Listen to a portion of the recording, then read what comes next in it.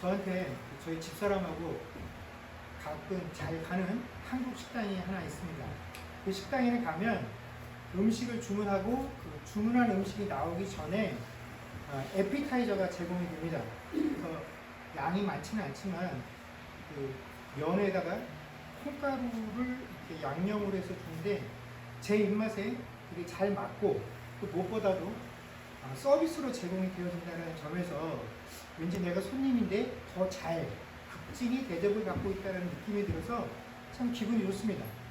근데 한 달 반쯤 전인가요? 그 식당에 방문을 했는데 음식을 주문하고 어느 날하고 똑같이 이제쯤 에피타이저가 나올 시간이 됐는데 아무리 기다려도 그 에피타이저가 나오지 않는 겁니다. 그래서 이제 혹시나 하는 마음에 저희 집사람이 거기 서빙하시는 분한테 물어봤죠. 혹시 에피타이저 안 나오냐고. 그랬더니 그분의 대답이 이 재료값이 너무 많이 상승을 해서 이제 더 이상 서비스로, 이게 비록 적은 양이지만 서비스로 제공되는 거는 안 될 것 같다고, 죄송하다라고 이렇게 저희들한테 답을 주는 것이었습니다.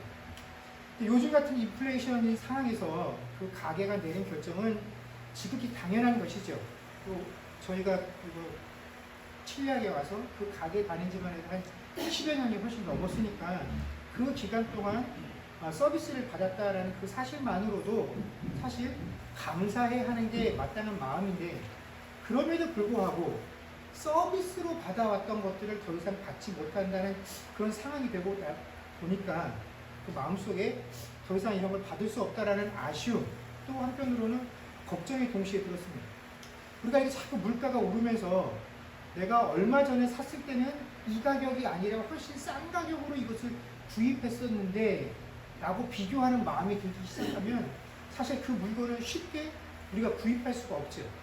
근데 소비자들이 이렇게 물건값을 자꾸 비교해서 아유 저번보다 많이 올랐네, 아유 내가 한번 먹지 말지, 한번 입지 말지, 한번 사지 말지, 이런 마음으로 씀씀이를 줄이게 되면 결국은 그 물건을 만들어서 파는 사람들한테도 손해가 나게 되죠. 결국은 이렇게 계속 가격이 오른다는 건 사용하는 소비자나 파는 생산자 모두에게 큰 위험이 될 수 있기 때문에 지금 우리가 맞이하고 있는 이 상황 속에서 참 힘들다, 또 어렵다라고 하는 그런 걱정이 들기도 했다라는 것입니다. 여러분, 우리가 세상을 살아가면서 나를 둘러싸고 있는 주변 환경이나 또 내가 알고 있는 사람들 중에서 그 환경이나 사람을 보면서 야 이건 좀 변했으면 좋겠다, 이 사람 좀 변했으면 좋겠다라고 생각 드실 때가 더 많으십니까? 아니면 야 이 사람 좀 안 변했으면 좋겠다, 이 상황이 안 변했으면 좋겠다라는 생각이 드실 때가 더 많이 있습니까? 우리가 세상을 살면서 야 이거 좀 상황 좀 바뀌었으면 좋겠다, 좀 개선되었으면 좋겠다, 야 이 사람 좀 바뀌었으면 좋겠다 싶은 것들이 있는데 그런 것들은 어떻습니까? 어지간해서 잘 안 바뀌죠. 근데 또 반대로 야 이런 건 좀 변하지 않았으면 좋겠다, 이 사람 이런 성격은 좀 변하지 않고 죽을 때까지 갔으면 좋겠다라고 하는 것들은 어떻습니까?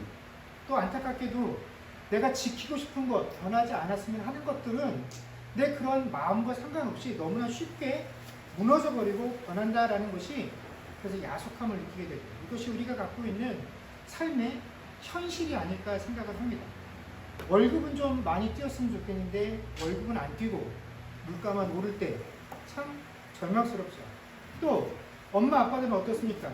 내 자녀들이 빨리 좀 커서 내가 좀 손이 좀 덜 갔으면, 그럼 내가 좀 자유롭고 여유로울 것 같아서 이 자녀들이 빨리 컸으면, 또 그 아이들이 크는 걸 보면서 야 대견스럽다라는 생각이 들기도 하지만 동시에 아이들이 큰다는 건 무엇을 뜻합니까? 내가 늙고 있다라는 것이죠. 그래서 내가 늙고 있다라는 사실을 보면 또 시간이 흐르는 것이 야속하게 느껴지는 것, 이것이 우리가 살고 있는 인생의 법칙이 아닌가 싶습니다. 근데 저 같은 경우에는 이 나이를 먹으면서 내가 좀 변했으면 하는데 좀처럼 변하지 않는 게 있어서 고민되는 것이 있습니다. 그게 뭐냐면 제 성깔입니다. 성깔. 저랑 같이 사는 저희 집사람이 제 성깔에 대해서 잘 알겠죠. 그래서 저희 집사람이 저한테 좀 변했으면 하는 그런 기질들이 있습니다. 그래서 저희 선배 목사님들하고 가끔 만나서 얘기를 하다 보면 저보다 훨씬 나이가 많은 목사님들한테 저희 애엄마가 좀 조언을 구하고 아니면 저를 그분들한테 일러 바치는 심정으로 이제 막 얘기들을 합니다. 그러면서 저희 집사람이 저 성격 언제쯤 변할지 모르겠다라고 그러면 그 목사님들이 그러시죠. 우리 아직 정 목사가 젊어서 그래. 한 10년만 지나면, 한 15년만 지나면. 근데 그 얘기를 계속 10년이 넘도록 지금 듣고 있습니다. 그래서 그때 처음에 그런 얘기 하실 때는 한 40대만 돼도 바뀌어. 근데 이제는 40대 때 바뀔 기미가 보이지 않으니까 뭐라고 하시냐면 50대 되면 바뀔 거야. 이제 그것으로 계속 바뀌겠죠. 이제 60대까지 아마 갈 텐데 그 목사님들이 이제 저희 집사람한테 그렇게 이제 좀 힘내라는 뜻으로 시간이 해결해줘. 좀 기다려봐. 이제 이런 식으로 목사님들이 말씀해 주시면 그 옆에 사모님들이 뭐라고 그러시냐면 저희 집사람한테 사모님 사람 잘 안 바뀌어. 이렇게 말씀을 하십니다. 누구 들으라고 하는 얘기입니까? 당신 목사님 들으라고 하는 얘기죠. 그 목사님들이 내 나이 되면 바뀐다라고 말을 당신들은 바뀐다라고 생각들 해서 그렇게 말하지만 옆에서 보는 사모님들은 그 나이 됐지만 하나도 안 바뀌었다라는 게 그 사모님들의 그 심정이죠. 저희 집사람이 생각하기에 제가 그 20년을 살면서 20년을 지켜보고 저 사람이 얼마나 바뀌었을까라고 한번 제가 스스로 추측을 해보면 저라는 사람 참 잘 안 변한다라는 생각이 듭니다. 근데 그건 제가 바라볼 때 저희 집사람도 마찬가지예요. 아마 대부분의 사람들이 그럴 겁니다. 내 가장 사랑하는 부부끼리도 또 가족들끼리도 서로 상대방한테 좀 변하기를 원하지 자기가 변할 생각들은 잘 하지 않습니다. 그렇기 때문에 수십 년을 같이 산 가족들도 부부들도 맨날 싸우는 거 보면 어떻습니까? 똑같은 내용이죠. 똑같은 이유로 항상 싸운다라는 것입니다. 여러분 그리고 심지어 구원받아서 새 사람이 되었다라고 하는 신자들도 어떻습니까? 예수 믿기 전이나 예수 믿은 후에나 내가 하나님의 자녀가 되었다라는 그 지위는 바뀌었을지 몰라도 이 내가 가지고 있는 본성적인 기질이나 성격, 내가 좋아하는 것, 싫어하는 것 이거 웬만해서는 잘 안 바뀝니다. 그래서 신앙생활 할 때도 다 같이 예수 만나서 내가 변화되었다라고 말하지만 예수 믿는 그 신앙생활의 모습들을 보면 자기 기질들에 따라서 다 서로 다른 모습들을 가지고 그 장단점들을 가지고 신앙생활 한다라는 것입니다. 그래서 우리가 저 사람 한결같다 혹은 저 사람 정말 잘 안 변한다라는 이 표현은 어떤 사람이 한결같이 성실하고 정말 믿고 신뢰할 만한 그런 사람이다라는 것을 표현할 때 사용되어지기도 하지만 대부분의 경우 저 사람 정말 안 변한다라는 이 표현은 긍정적인 이미지보다는 어떤데요? 부정적인 이미지로 훨씬 많이 사용이 된다라는 것입니다. 그런데 여러분 바로 이 한결같이 변함이 없으신 것으로 대표적인 분이 계십니다. 누구인지 아십니까? 하나님이십니다. 하나님은 변함이 없으십니다. 그분은 한결같으신 분이십니다. 여러분 그렇다면 우리가 사람을 대할 때는 참 사람 변하지 않아. 저 사람 참 안 변해. 라고 하는 게 긍정적인 이미지보다는 부정적인 이미지로 사용이 된다라고 한다면 여러분 우리에게는 하나님이 한결같으시다라는 것, 변함이 없으신 분이시다라는 이 사실이 여러분 우리에게는 그것이 부정적인 이미지로 와 닿습니까? 아니면 긍정적인 이미지로 와 닿으십니까? 만약 하나님의 이런 속성, 하나님의 변하지 아니하시는 분이야, 늘 한결같으신 분이야 라는 이 하나님의 속성이 나에게 희망이 되고 위로가 되기보다는 부정적인 이미지로 받아들여졌다라고 한다면 그것은 아마 내가 기대하고 있는 하나님과 그런 하나님께서 내게 응답하시는 모습이 전혀 달랐다는, 전혀 다른 것을 경험했기 때문에 우리가 이런 이미지를 가지게 될 것입니다. 여러분 많은 사람들이 하나님에게 기대하고 있는 이 변함없으신 하나님이다라는 모습은 사실 이거죠. 내가 이 자식들이 원하는 것이 있으면 부모들이 어떻습니까? 내가 어떤 수단을 써서라도 내 자식이 원하는 것을 다 들어주려고 애쓰는 부모. 근데 만약에 그것들을 해결해 줄 만한, 그것들을 들어줄 만한 그런 여건이 되지 못한다라고 한다면 그런 여건이 되지 못하는 것으로 인하여 스스로 자책하는, 그래서 자식들에게 미안한 마음을 갖는 부모, 이러한 부모의 모습을 사람들이 하나님께 기대한다라는 것입니다. 근데 여러분 현실에서 자녀들을 키워보셔서 아시지 않습니까? 어떤 부모도 자기 자녀가 해달라는 대로, 원하는 대로 다 해주는 부모는 없다라는 것입니다. 그래서 원치 않게 부모와 자식들 사이에 신경전이 벌어지는 경우가 한두 번이 아니죠. 그럼 제가 3남매 중에 장남입니다. 그리고 제 바로 밑에 여동생이 있었는데 이 친구가 어릴 때 한 고집을 했습니다.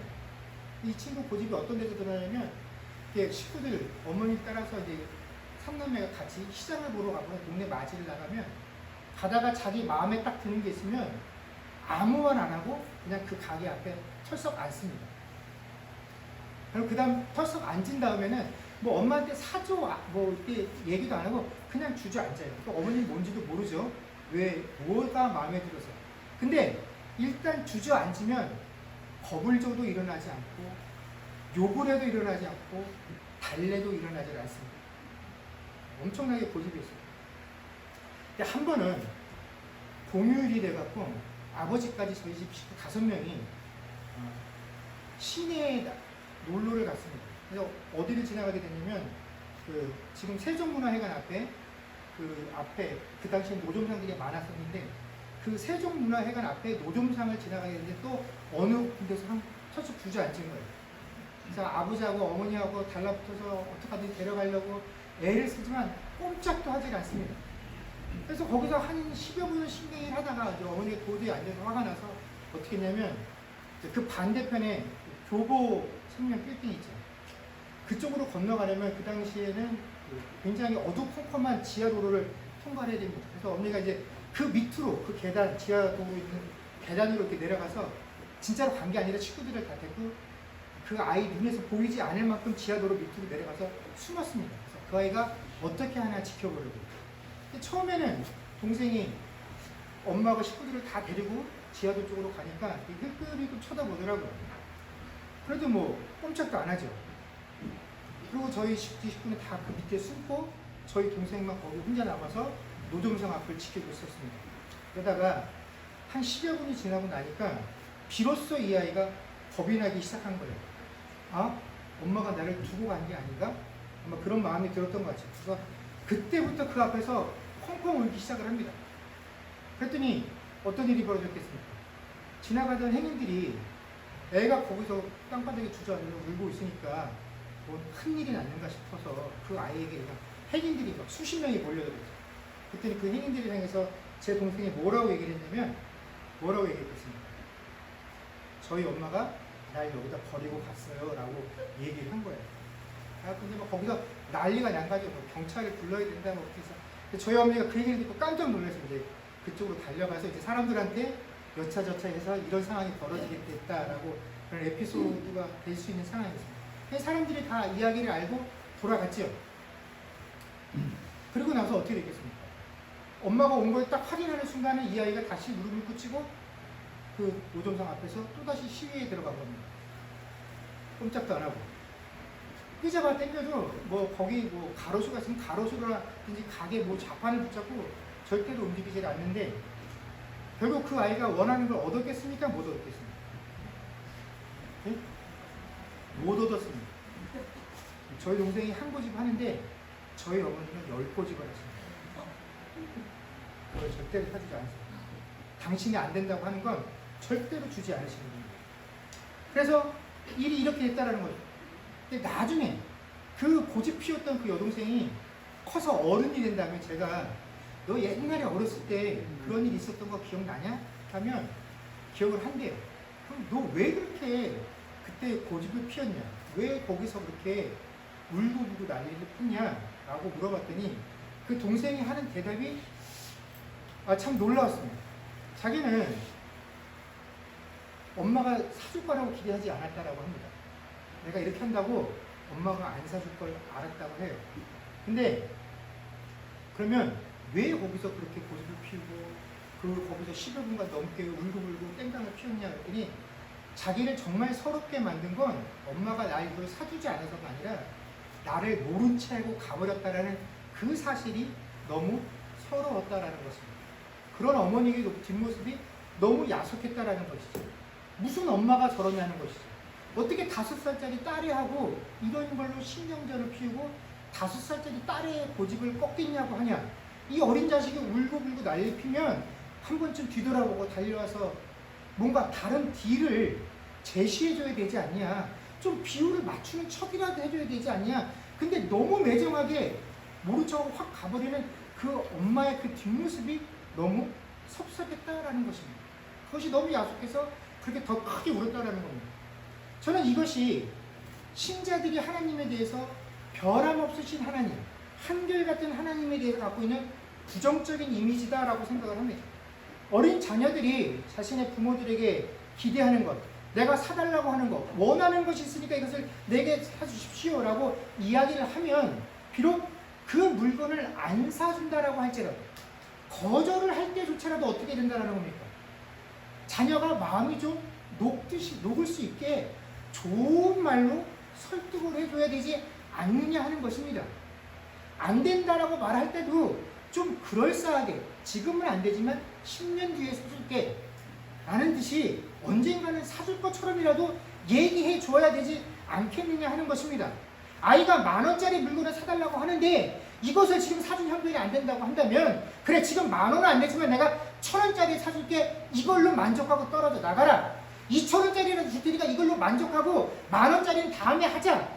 이런 식으로 해줘야 내가 비로소 우리 엄마가 우리 아빠가 나를 정말로 사랑하는구나, 내 마음을 이해해주는구나 느낄 수 있는데 그런 반응이 없다라는 거지.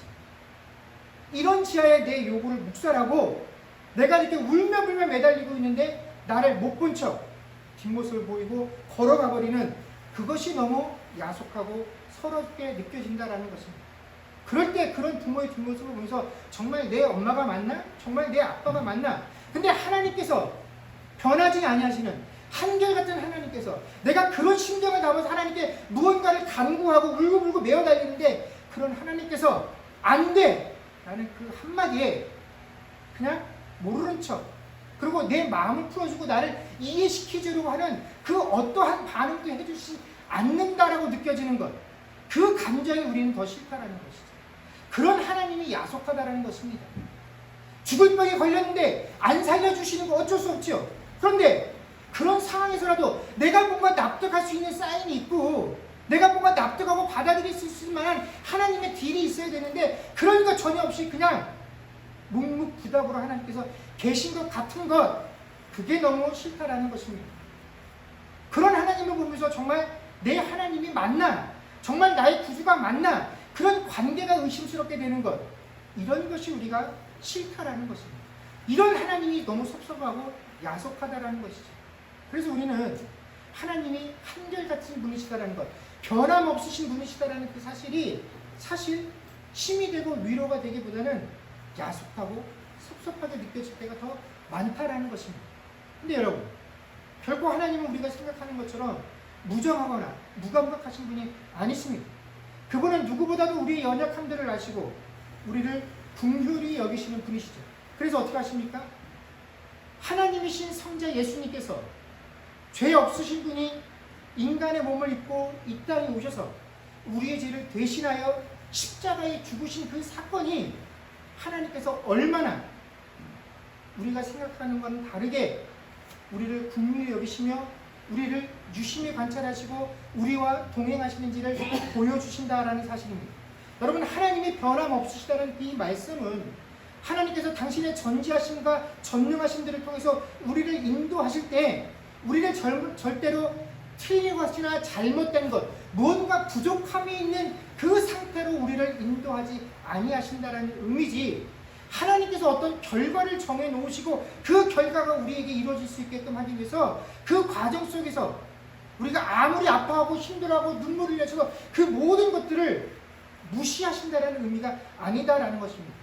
물론 하나님께서 우리를 향하신 그 뜻을 우리가 아무리 힘들고 어렵다고 해서 눈물을 흘린다고 해서 그 하나님이 정하신 뜻을 바꾸시지는 아니하시겠지만 우리가 아프고 힘들고 눈물을 흘리는 그 순간에 하나님은 절대로 등을 벌리고 숨쉬는 분이 아니라 그 광경을 당신의 눈에 당신의 마음에 온전히 담으시고 우리와 함께 계시는 분이 하나님이시다라는 것입니다.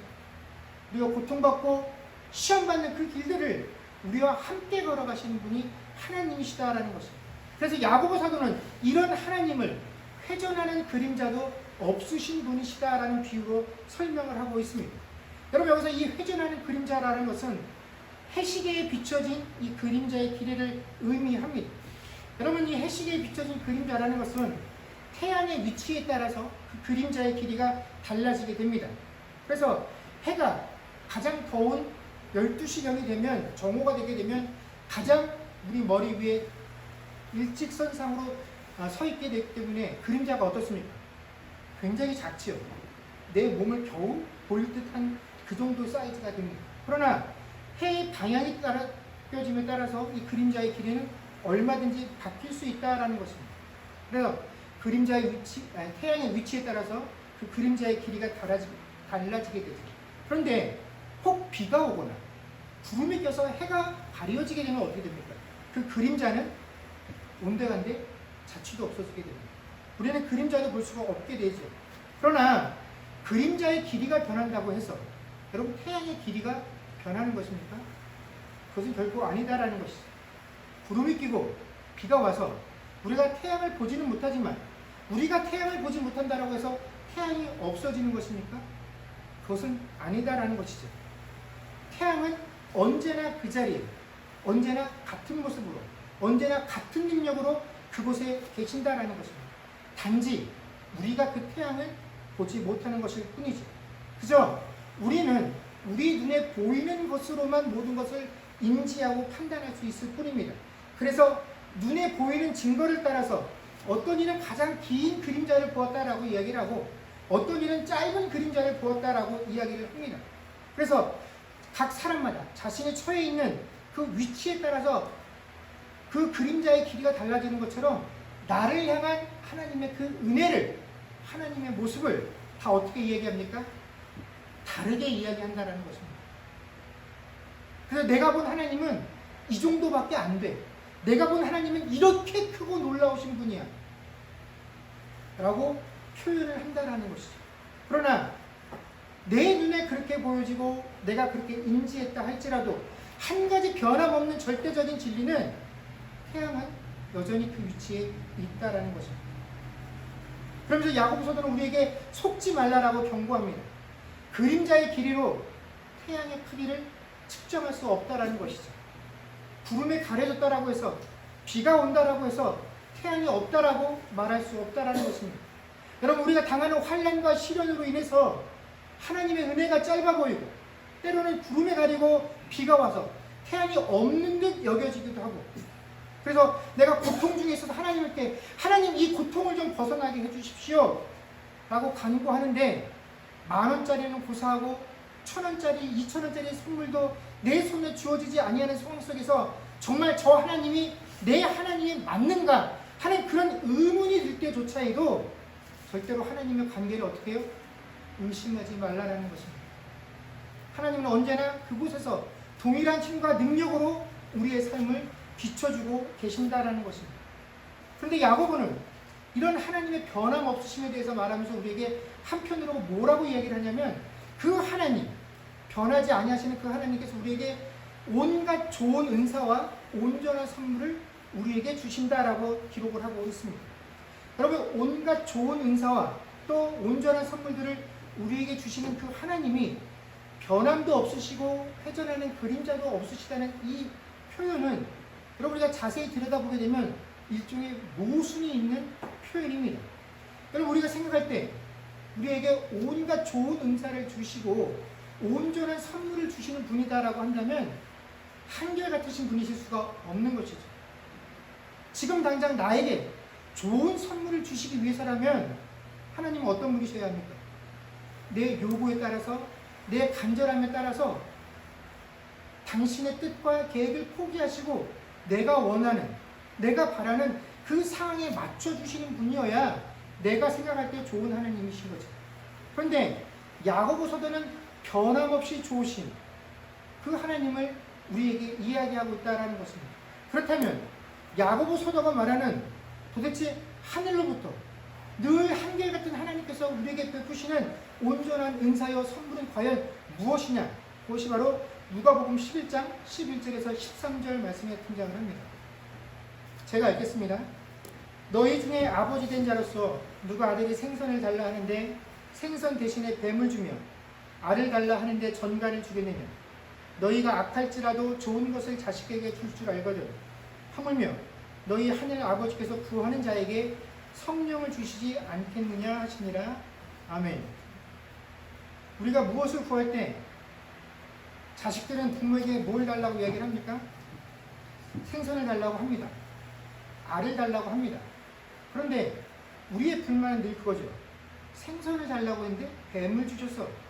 알을 달라고 했는데 전갈을 주셨어. 왜 그렇게 느낍니까?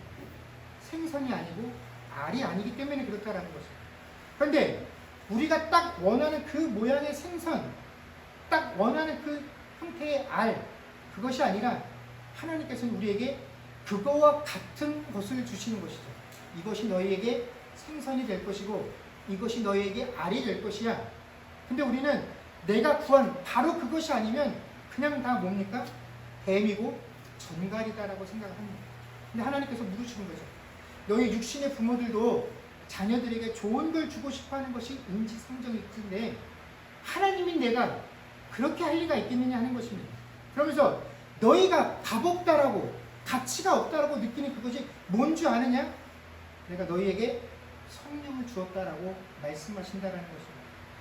여러분, 하나님께서 우리에게 주신 최고의 선물, 최고의 은사는 무엇입니까? 예수 그리스도입니다. 우리가 예수 그리스도가 이 땅에 오지 않으셨다라고 한다면 우리는 아직도 죄인의 신분으로 내가 죽어 어디로 갈지도 모르는 채 이 땅에서 삶을 살다가 죽어야 하는 인생이 되셨으나 예수 그리스도를 통하여 하나님을 알게 되었고 이제 사망이 아닌 생명을 이 땅 가운데서 소망하며 살아가는 자가 되었다라는 것입니다. 그런데 그 예수님께서 살아신 전에 내가 십자가에 죽고 부활하여 승천한 이후에 나 대신에 누구를 보낼 것이라고요? 성령을 보내실 거라고 우리에게 약속을 하시고 성령을 보내셨습니다. 그리고 그 성령께서 이 땅에 오셔서 하실 일은 무엇이냐? 너희로 하여금 내가 전한 그 말들의 의미를 제대로 이해하고 파악할 수 있게 하는 그 역할을 성령께서 하실 것이고 나를 보지 못한 이들이 나를 어떻게 믿고 받아들일 것인지 그 모든 것들이 성령의 역사로 인해서 너희 애들에게 이루어질 것이다 라고 말씀해 주셨다는 것입니다. 하나님에게 무엇을 구해야 될지 알지 모를 때 성령께서 너희 옆에서 너희들이 하나님께 아뢰어야 할 그 간구를 대신해서 간구해 주실 것이라고 말씀하신 게 바로 성령이다라는 것입니다. 이 성령이 우리에게 가장 좋은 은사요, 가장 확실한 온전한 선물이다라는 것입니다. 그래서 그 성령께서 지금도 이 순간에 우리와 함께 하시며 환난 중에 지혜를 주사 우리로 하여금 하나님께서 나를 향한 그 은혜를 깨닫게 하시고 이 땅을 살아가는 그 어려운 믿음의 시련 가운데서도 믿음의 경주를 끝까지 완주할 수 있도록 인도하시는 분이시며 또 어둠 중에도 소망을 갖게 하시고 상처받은 이들에게는 위로를 또 예수 그리스도를 통한 하나님의 사랑을 체험하고 살아갈 수 있도록 한다는 것입니다. 사랑하는 성도 여러분, 현재 우리는 각사에 처해 있는 위치에 따라서 그 상황에 따라 우리의 눈에 보이는 그 그림자의 길이는 다 제각각일 것입니다. 어떤 이에게는 마치 구름이 끼어 있어서 또 비를 맞고 있는 상황이어서 밤과 같은 시절을 보내고 있어서 태양이 있는 것인지조차 의심스러운 상황에 계신 분들도 있을 것입니다. 그러나 내가 그런 상황에 처해 있다라고 해서 결코 태양이 사라진 것이 아닙니다. 태양의 능력이 줄거나 상실된 것이 아닙니다. 태양은 언제나 그 자리에 있습니다. 그것이 하나님의 변함없으십니다. 여러분, 이것을 깨닫고 우리가 믿고 의지할 수 있을 때 그것이 우리에게 가장 큰 은사이고 온전한 선물인 줄로 믿습니다. 여러분, 우리가 하나님께서 약속하셨던 그 온전한 은사요 선물인 성령을 지금 우리 안에 모시며 살고 있지 않습니까? 그 변함없으신 하나님께서 나와 동행하시며 언제나 한결같이 그 자리에서 나를 비추고 있다는 그 사실들로 인하여 그와 위로와 소망을 삼고 이번 한 주간도 승리하며 살아갈 수 있는 저와 여러분들의 있기를 주의 이름으로 간절히 축원합니다. 기도하겠습니다.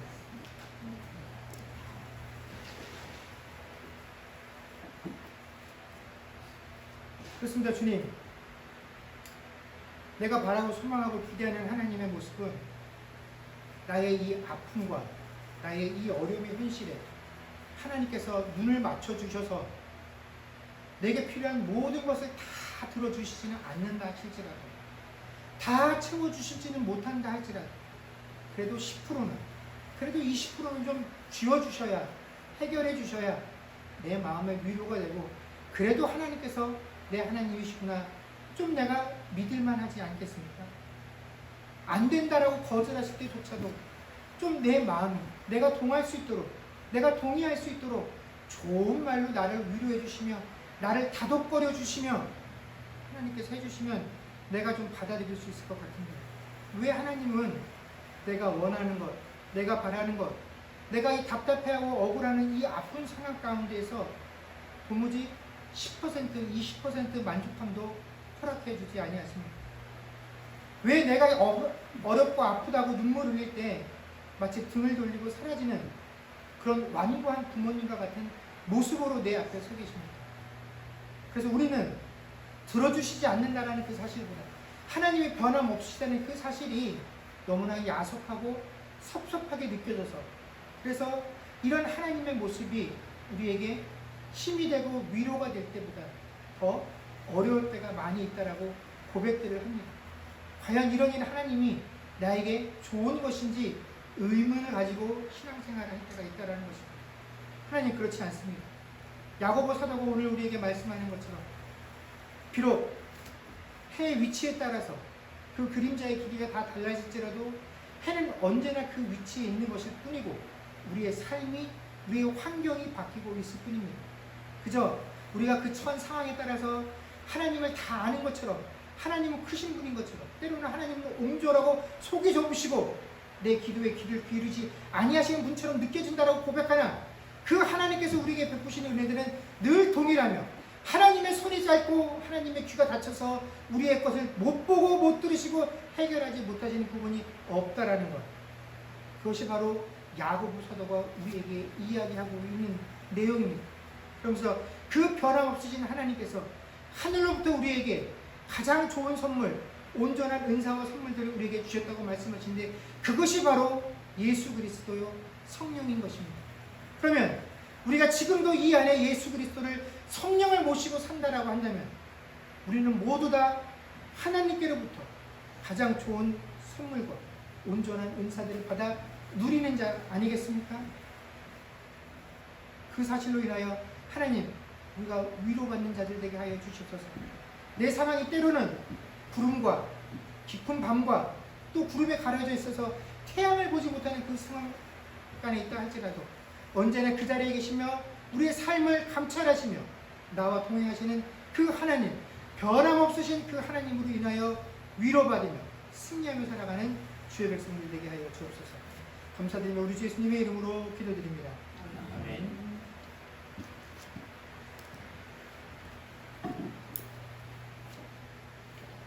너희 안에 거하라 함께 찬양하겠습니다.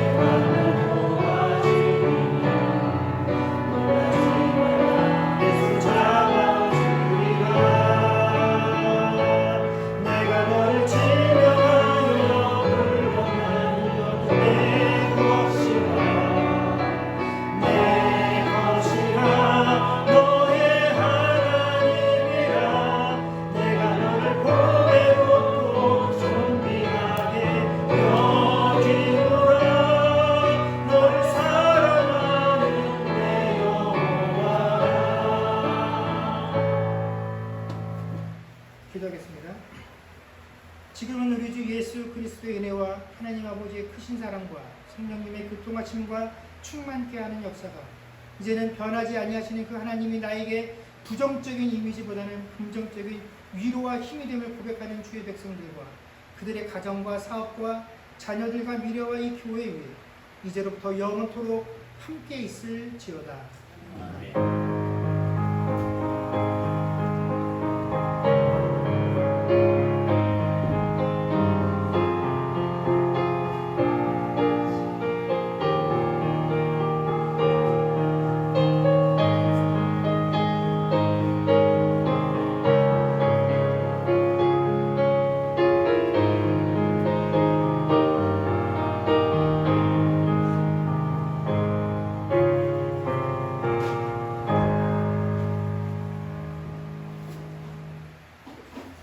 네, 감사합니다. 예배 마쳤습니다.